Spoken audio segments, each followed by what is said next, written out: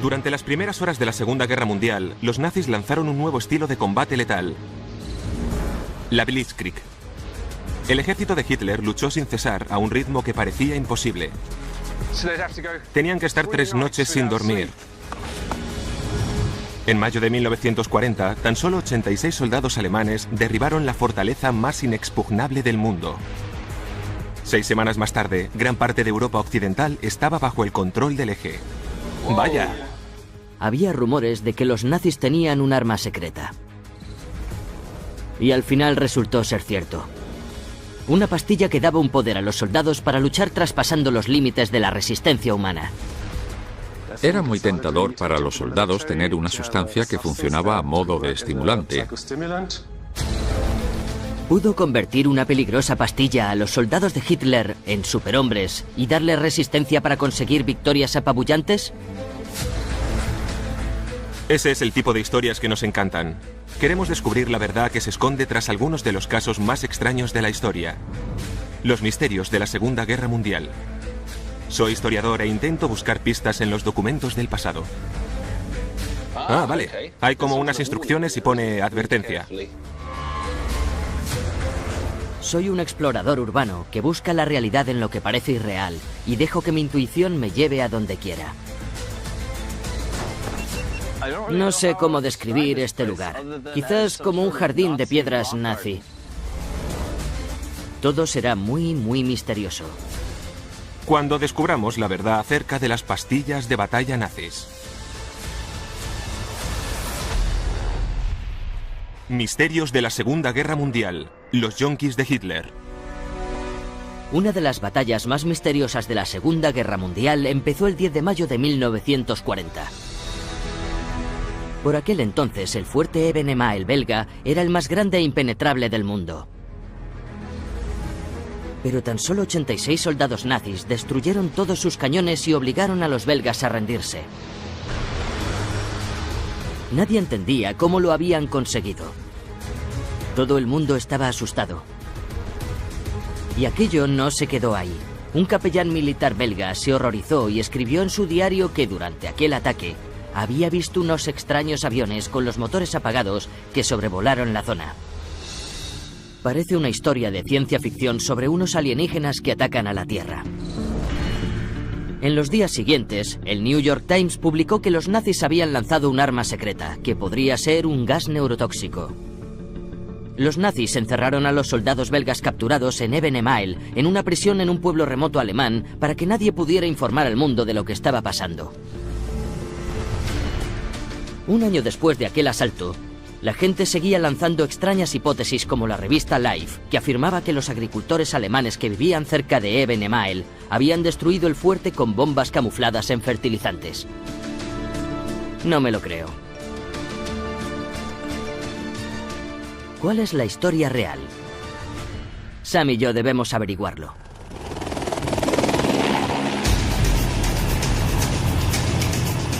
Ah, ya lo veo.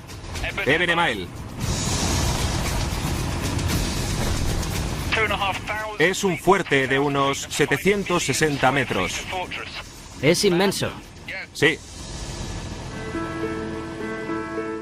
Bajo estos preciosos y pacíficos campos, había 5 kilómetros de túneles y búnkeres a 20 metros de profundidad. Habitaciones para 1.200 hombres y cañones que podían lanzar un proyectil a 10 kilómetros de distancia. ¿Por qué es tan grande? ¿Y por qué tenían tantas armas? Los belgas aprendieron la lección tras la Primera Guerra Mundial. Nos referimos a cuando los alemanes invadieron su país en 1914. Los belgas juraron que nunca más les volvería a pasar. Por eso construyeron el fuerte más grande del mundo en este lugar aparentemente pacífico. Estaba localizado aquí para que pudieran frenar a los alemanes si intentaban avanzar hacia Bélgica. Para que el ejército alemán pudiera invadir Bélgica, tenía que derribar este fuerte para luego atravesar ese canal y esos puentes.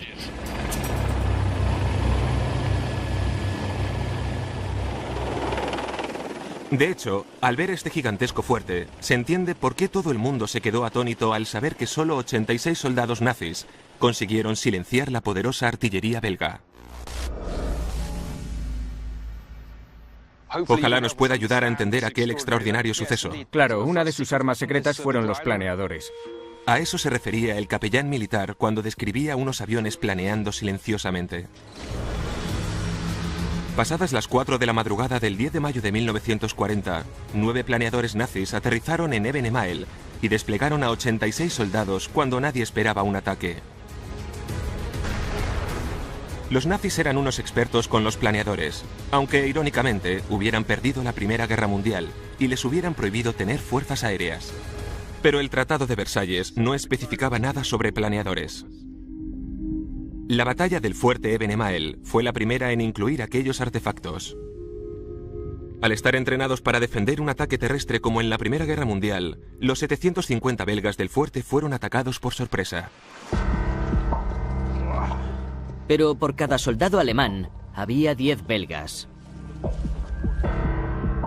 El impacto inicial y el asombro no habrían sido suficientes para derribar este lugar. Pero si Josh dijo que los planeadores fueron su primera arma secreta, es porque debían de tener más, ¿verdad? ¿Cuál fue la segunda? La segunda era una nueva bomba, un nuevo tipo de explosivo denominado carga hueca. La carga hueca es un tipo de explosivo que concentra la fuerza de la explosión del proyectil en un objetivo en concreto. Se inventó para hacer explotar túneles de minas, nunca se había usado en una guerra y fue lo que derribó Eben Emael. Esta es la entrada de la posición de la artillería.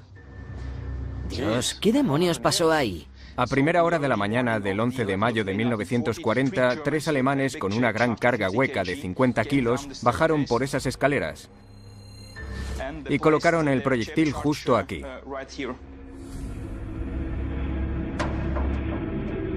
La idea era destruir esta barrera para evitar el contraataque de los belgas.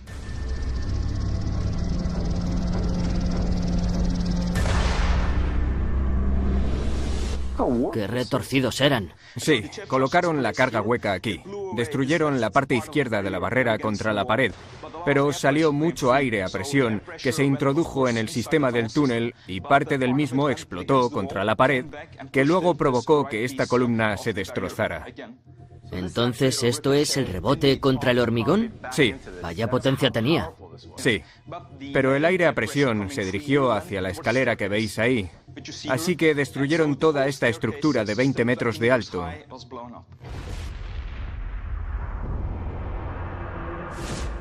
Todo lo provocó el efecto del aire a presión. ¿Qué fue lo que creó esta obra de arte contemporánea?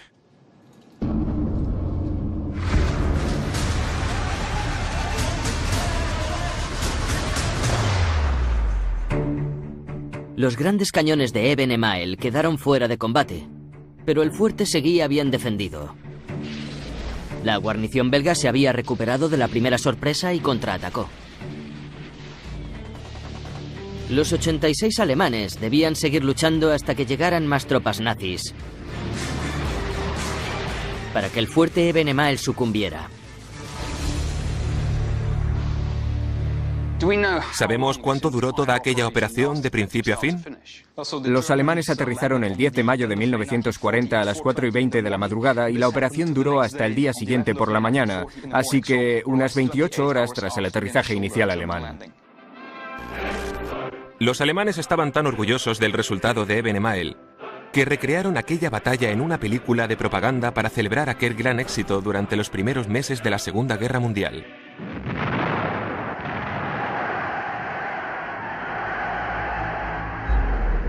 Hitler se había inventado una nueva forma de ataque letal.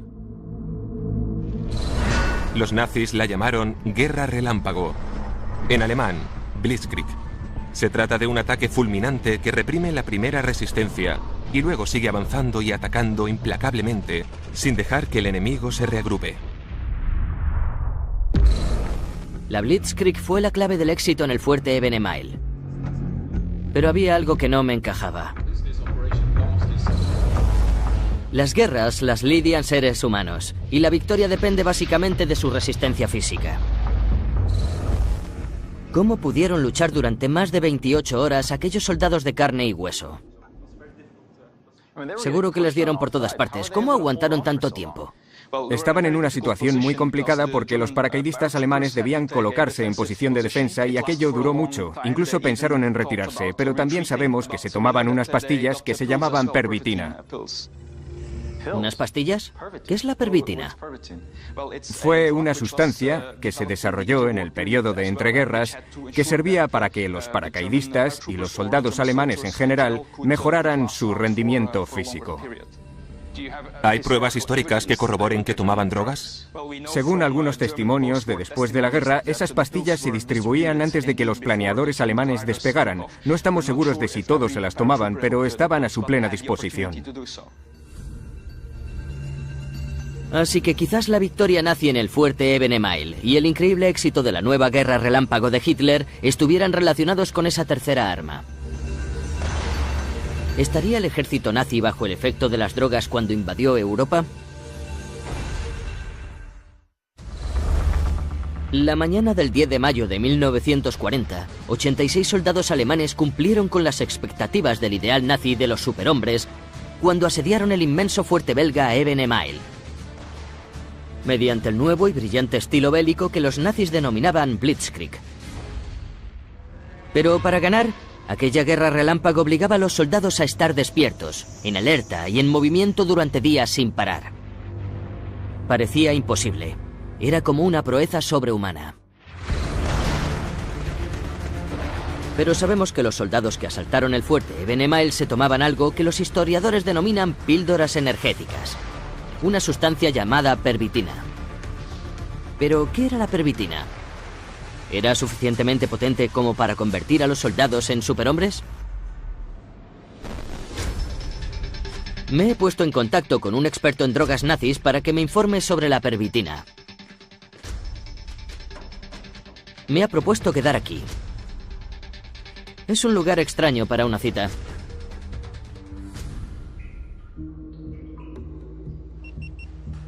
Parece una zona industrial abandonada. Aquí vemos que había un sistema de tuberías bajo los desagües, suelos embaldosados y muchos tipos de tomas eléctricas.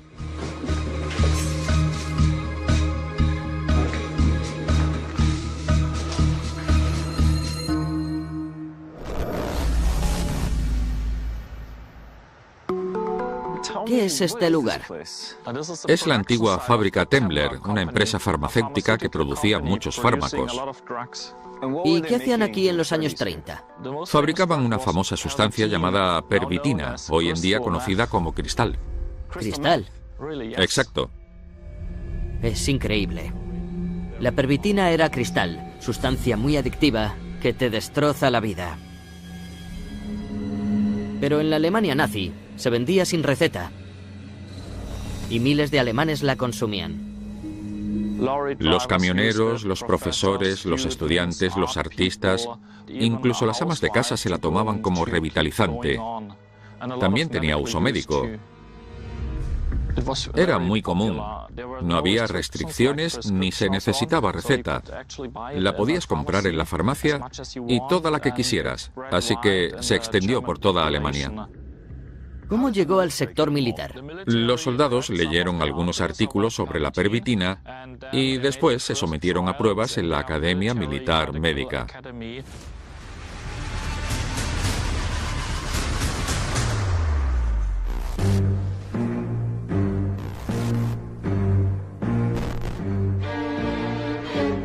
El 11 de abril de 1940.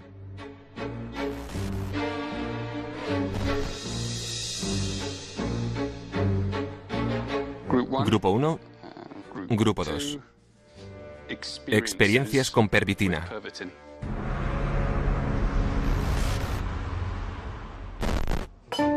Hola, Sam. Hola, RJ. ¿Qué has encontrado? La pervitina es cristal y al parecer todos los alemanes se la tomaban. Pues ¿sabes qué? Una gran cantidad de soldados nazis también. He encontrado muchísima documentación y correspondencia entre Temmler Berke y un tal doctor Otto Ranke, al que se le dio la responsabilidad de analizar la pervitina. Esto es un informe sobre un experimento que llevó a cabo para ver qué efectos tenía la pervitina. Eligió a 4 grupos de estudiantes. Al primer grupo le dio un tipo de glucosa. Al segundo otro tipo de glucosa. Al tercero una pequeña dosis de pervitina. Y al cuarto le dio más pervitina. Pobres universitarios. Luego les pidieron que hicieran unas pruebas matemáticas y descubrieron que los que habían tomado pervitina estaban en mejor forma que los que no al final de las mismas. Así que probó que funcionaba, al menos mentalmente, y luego el destino se puso de su lado, porque de septiembre a octubre de 1939 los alemanes invadieron Polonia. La Segunda Guerra Mundial comenzó el 1 de septiembre de 1939, cuando más de 1 millón de soldados nazis asediaron Polonia. Algunos médicos militares les dieron pervitina a las unidades de combate. Le dieron a Otto Ranke la primera oportunidad de evaluar lo que podía hacer la pervitina en los soldados de batalla. Acabó siendo un ensayo muy corto, ya que aquella guerra relámpago arrasó Polonia en menos de 4 semanas. Los informes del campo de batalla eran impresionantes. Las unidades motorizadas conducían durante horas sin fatigarse. El ejército envió 30 millones de dosis de pervitina a las fuerzas de combate.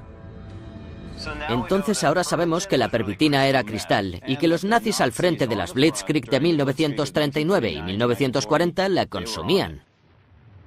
Y no solo los soldados que atacaron el fuerte Ebenemael. Pese a la espectacularidad de aquella operación, no fue la guerra relámpago de más importancia. Tras aquello, Hitler ordenó a sus oficiales que conquistaran 3 países a la vez y se dirigieran hacia el centro de Europa. París. Cuando los nazis atacaron el fuerte Ebenemael, las fuerzas francesas y británicas se fueron al norte a respaldar a los belgas. Lo que no sabían los aliados era que la batalla del fuerte Ebenemael había sido una distracción. La principal unidad de combate de Hitler estaba colocada para contraatacar donde nadie habría pensado que Alemania lo haría. En la frontera franco-belga, a 200 kilómetros al sudoeste del fuerte Ebenemael. En el bosque de Ardenas.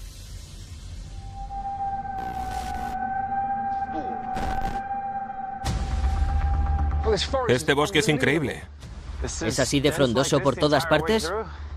Sí, es así por todo. Por eso los aliados no esperaban que los alemanes se atrevieran a entrar. Un ataque sorpresa en Ardenas era una idea brillante, pero también era muy arriesgado. Para sorprenderles, los soldados nazis tenían que caminar sin parar durante 4 días una distancia de 170 kilómetros, la mayor parte del tiempo por un bosque frondoso. 4 días. Tenían que estar 3 noches sin dormir y solo con subir esta pendiente te das cuenta de lo complicado de la hazaña. Eso son 4 días corriendo una maratón diaria. Sí, tenía sentido que los aliados no esperaran que lo hicieran, porque atravesar un bosque así, en las Ardenas, es casi imposible. Las tropas nazis que atacaron esta zona en 1940 debieron de tomar píldoras de pervitina. Esta droga les aportaría el vigor que necesitaban para iniciar aquella guerra relámpago en este terreno. ¿Pero la necesitaban realmente? RJ cree que sí. Yo no estoy tan convencido. Sabemos que recorrieron 170 kilómetros en 4 días. Sí.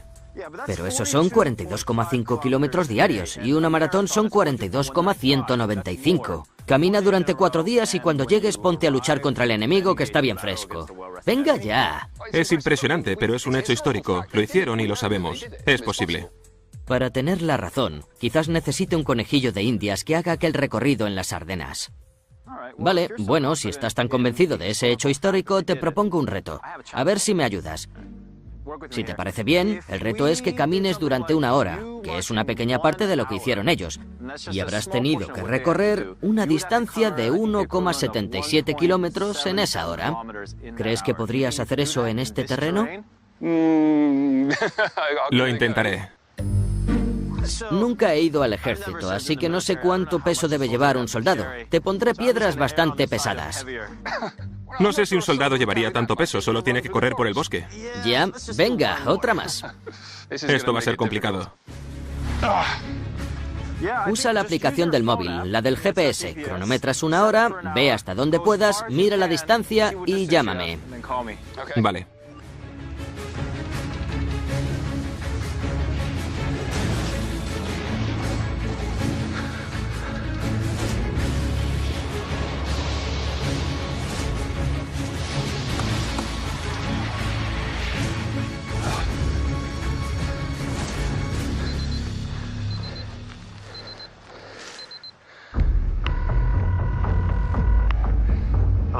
¿Te ha retrasado?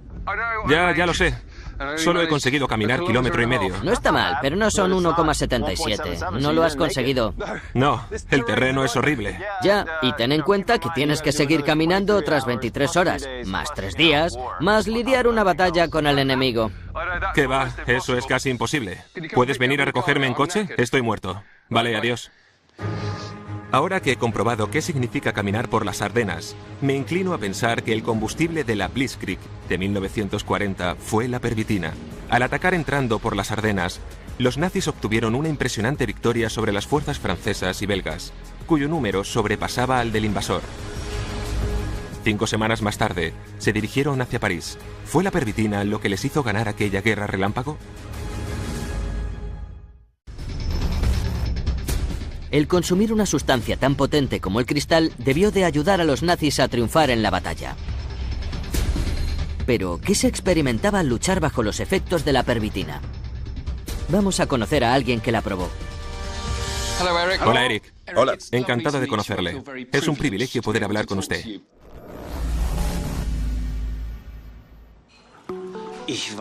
Fui piloto en la guerra.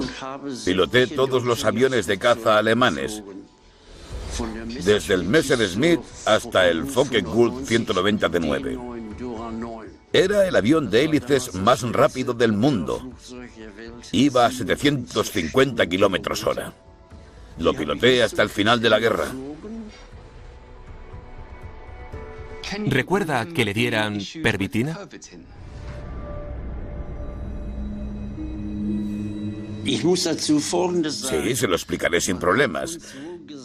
Nos dijeron que había un estimulante que nos ayudaba a mantenernos despiertos.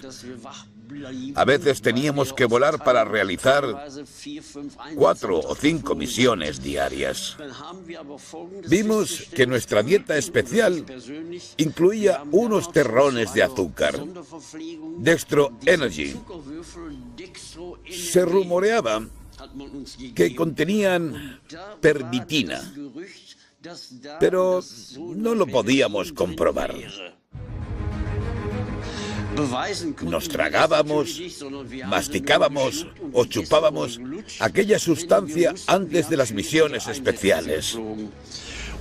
Y cuando sabíamos que íbamos a misiones especialmente peligrosas, el comandante del escuadrón solía llegar con una botella de coñac y decía Daumen breite Prost.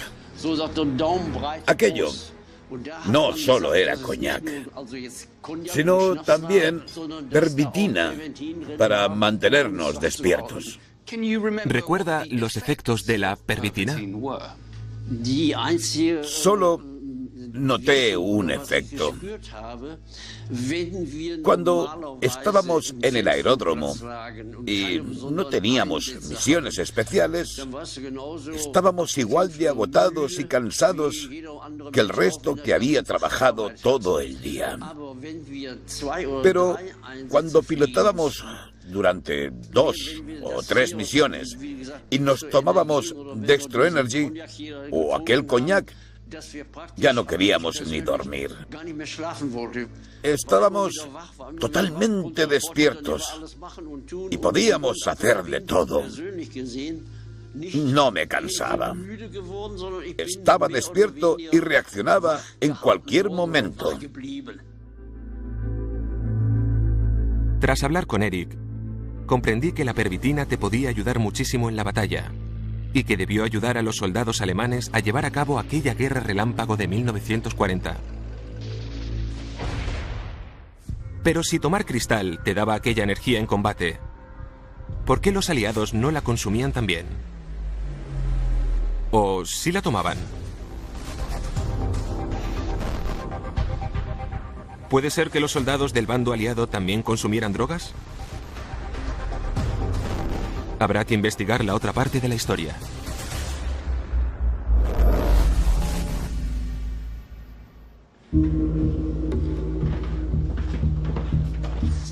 Lo primero que haremos será analizar este kit de supervivencia. Este kit era por si estabas en una misión, en un avión o un barco y te abatían.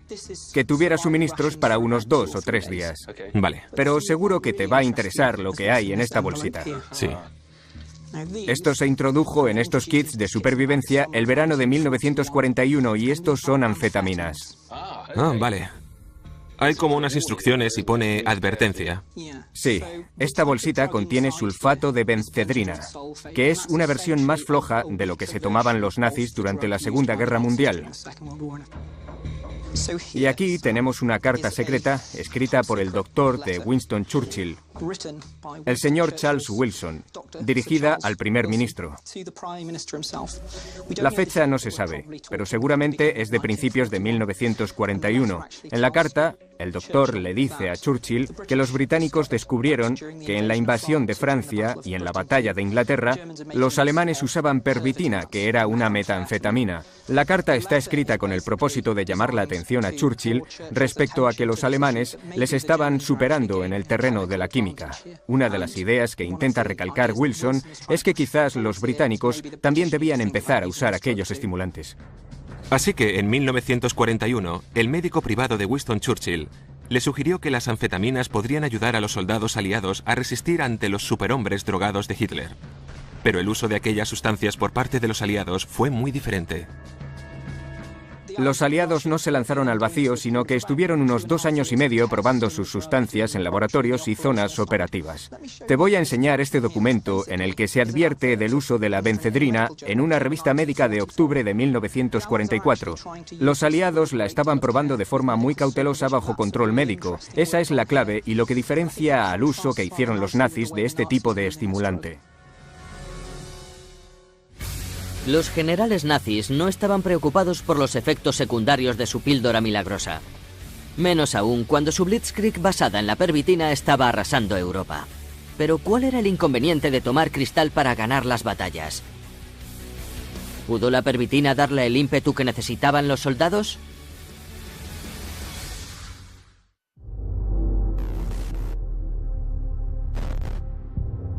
Esto es todo lo que sabemos sobre la pervitina, la droga nazi. Era cristal. En la Alemania nazi la podías comprar sin receta. Miles de alemanes la consumían. El ejército se la daba a los soldados que iniciaron la ofensiva contra Polonia y Francia.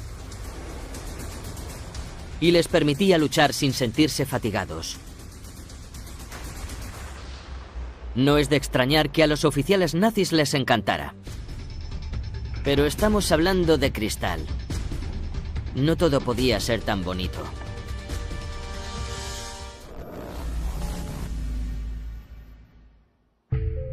Sasha, estoy intentando investigar por qué la gente tomaba pervitina, que en realidad era cristal.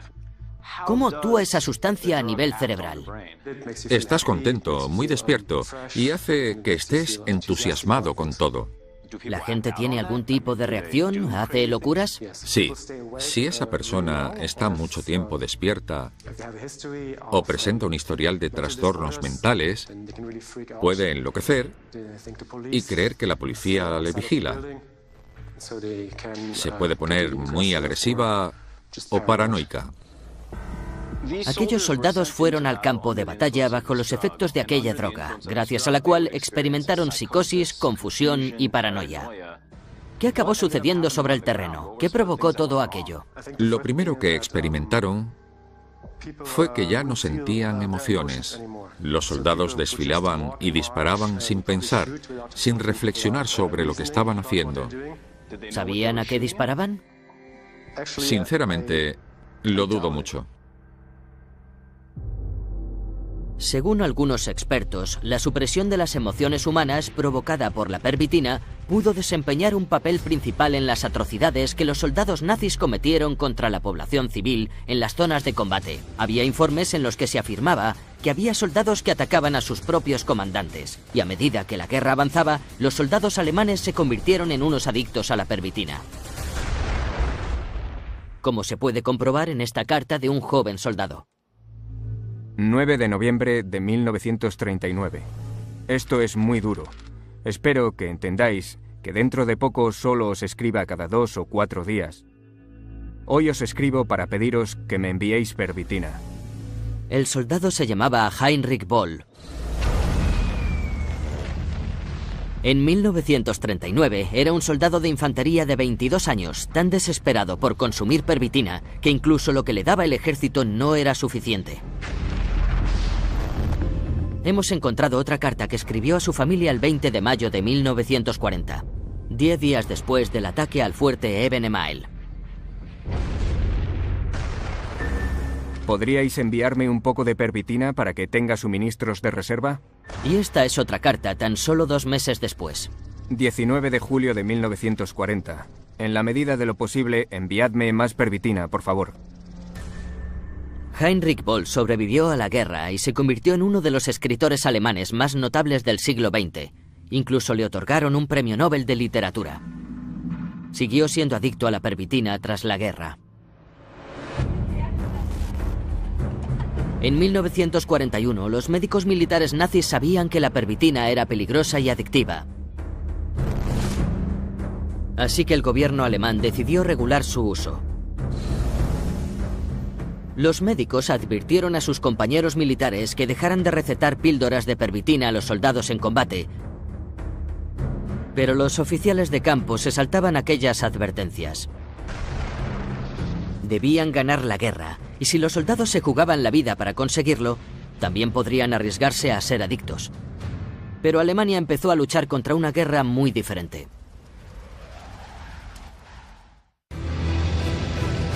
En el invierno de 1941, la Blitzkrieg se había acabado. El ejército de Hitler estaba bloqueado en una desesperada batalla contra los soviéticos en las inmensas planicies y las calles de las ciudades de Rusia. La resistencia del Ejército Rojo y el invierno ruso bloqueaban el avance nazi, y los alemanes empezaron a sucumbir. La pervitina ya no proporcionaba victorias. Los hombres solo se dedicaban a sobrevivir al infierno del Frente Oriental. En el invierno de 1942, una unidad alemana rodeada por el Ejército Rojo trató de escapar, caminando durante horas sobre un campo nevado en plena noche, a temperaturas de 30 grados bajo cero. El oficial médico de la unidad informó que tras 6 horas caminando, los soldados exhaustos empezaron a rendirse y se dejaron caer sobre la nieve para morir. Un oficial superior le ordenó que les diera pervitina y en media hora volvieron a estar de pie, caminando sin problemas. La pervitina les salvó la vida. Pero ¿qué precio debieron de pagar a nivel físico y mental? Los informes médicos nazis de gran parte de la Segunda Guerra Mundial han desaparecido, pero existe un rumor que ha pervivido hasta la actualidad. Durante el asedio de 900 días de la ciudad de Leningrado, toda una unidad del ejército alemán enloqueció por el abuso de la pervitina. Una noche detonaron toda la munición ante unos enemigos imaginarios y luego se entregaron a los soviéticos. Durante la guerra, a algunas tropas nazis no les quedaba más remedio que tomar pervitina para completar sus misiones, arriesgándose así a sus efectos secundarios que amenazaban su estado de salud y sus vidas. El 6 de junio de 1944, los aliados invadieron Francia. Y a los puertos europeos occidentales llegaron buques bélicos norteamericanos y británicos. Los nazis desarrollaron una nueva arma para hundir aquellos buques. Un mini submarino de 2 tripulantes. En el Museo Alemán de Múnich se puede ver uno expuesto. El sumergible funcionaba con diésel y los tripulantes con pervitina.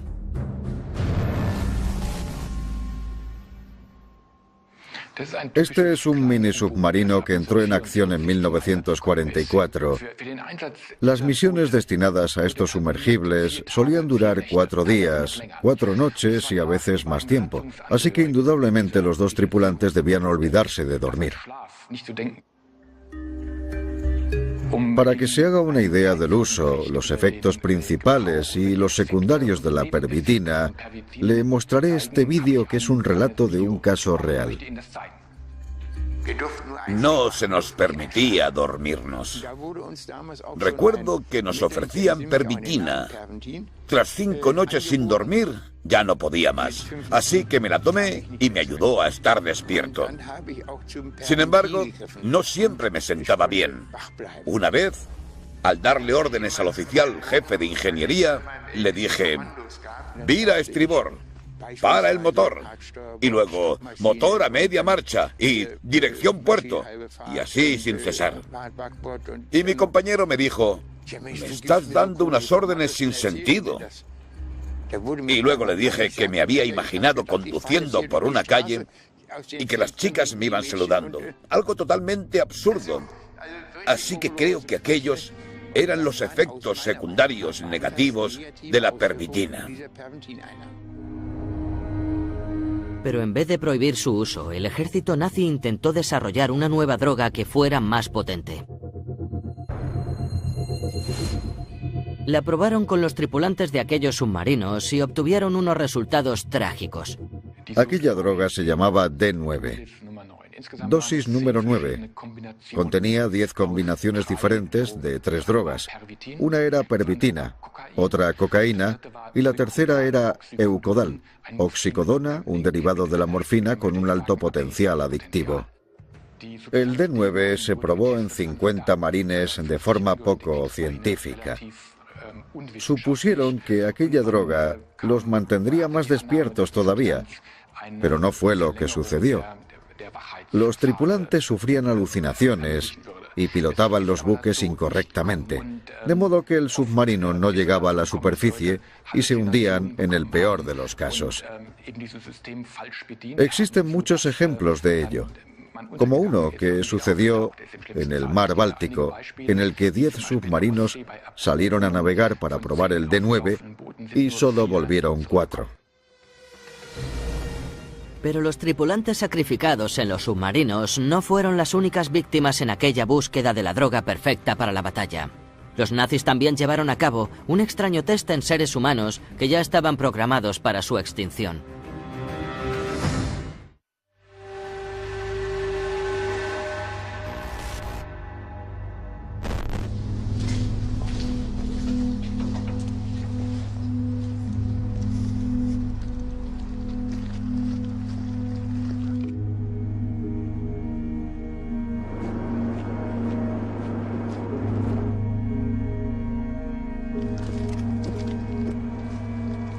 Desde el año 1936 hasta que la Segunda Guerra Mundial finalizó en 1945, encarcelaron a más de 200.000 personas en el campo de concentración de Sachsenhausen. Los judíos, los romaníes, los homosexuales, los obreros esclavos de Polonia y de la Unión Soviética y los prisioneros de guerra de los aliados fueron la mano de obra de este campo.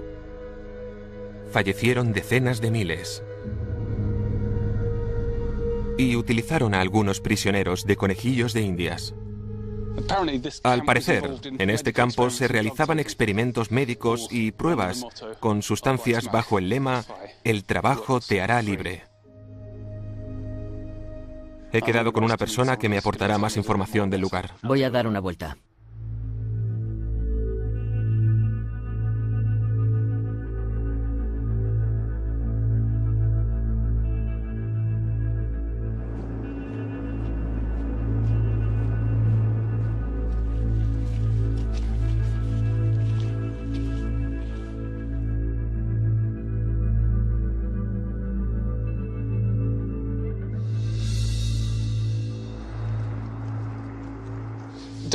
Doctora Lai, gracias por concederme la cita.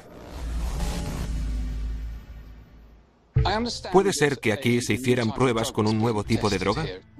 Se realizaron muchos experimentos médicos en los campos de concentración. Aquellos lugares ofrecían la oportunidad única a los médicos alemanes para experimentar sin límites humanitarios o éticos, porque no hacía falta pedírselo a los sujetos de estudio. No debían preocuparse del estado de salud de los mismos. El único objetivo era realizar los experimentos.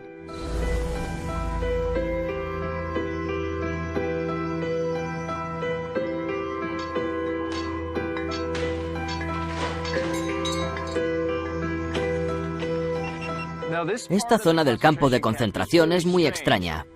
Aquí vemos un camino que rodea toda esta área. Supongo que es bastante moderno. Pero luego están estas cosas que no sé lo que son.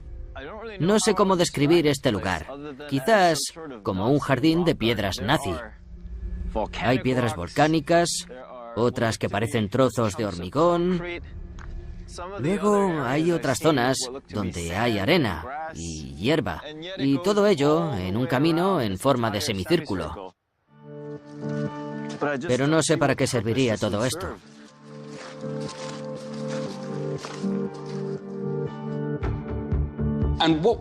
¿Qué vínculo había entre este campo en particular y aquella nueva droga? Estaba relacionado con el camino para probar calzado. Cuando empezó la guerra, el resto de países dejaron de exportar cuero a Alemania. Las empresas alemanas tuvieron que crear un cuero artificial para suministrar al ejército nazi con botas. En Sachsenhausen, ordenaron a un grupo de prisioneros que se pusieran aquellos zapatos fabricados con cuero artificial y que caminaran 40 kilómetros diarios sin parar. Para su asombro, podían hacerlo. Pero lo que no sabían los reclusos es que resistían físicamente gracias a una combinación de cocaína, oxicodona y pervitina.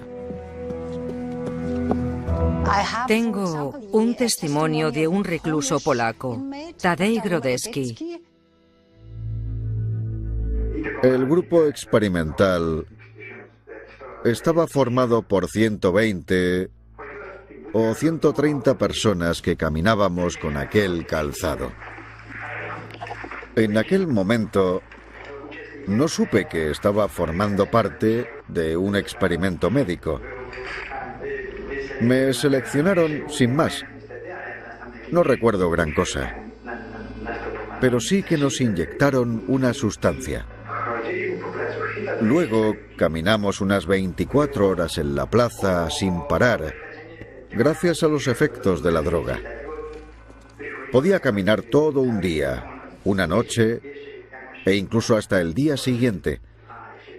Y de tanto en tanto nos sacaban del circuito para analizar la orina. Hola. He visto unas zonas con el suelo lleno de piedras. Todas son de diferentes tipos y están colocadas en semicírculo. No sé para qué sería. Es una pista de pruebas. Obligaban a los reclusos a caminar por ese semicírculo sin parar para probar la resistencia del cuero de unos zapatos. ¿Todo esto solo para probar unos zapatos? Zapatos, pero también drogas. Incluso después de la pervitina no dejaron de experimentar. Tenían que seguir probando nuevas drogas para ver si podían encontrar la solución. No les importaban los efectos secundarios, tampoco el tema de la adicción, solo querían presionar a la gente el máximo posible.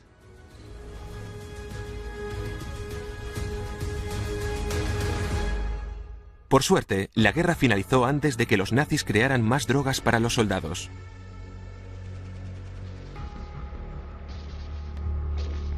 Al comienzo de la Segunda Guerra Mundial, la versión nazi del cristal les ayudó a obtener algunas de sus victorias más brillantes. Pero al final de la guerra, los soldados nazis se habían hecho adictos a una droga muy peligrosa que habían consumido para sobrevivir. Los nazis pusieron en peligro miles de vidas humanas al intentar buscar una droga que convirtiera a seres humanos normales y corrientes en superhombres de combate. Los fallecidos del campo de concentración y las tropas del frente nazi fueron las víctimas de un régimen despiadado al querer sacrificar a quien fuera con tal de cumplir aquel sueño por dominar el mundo.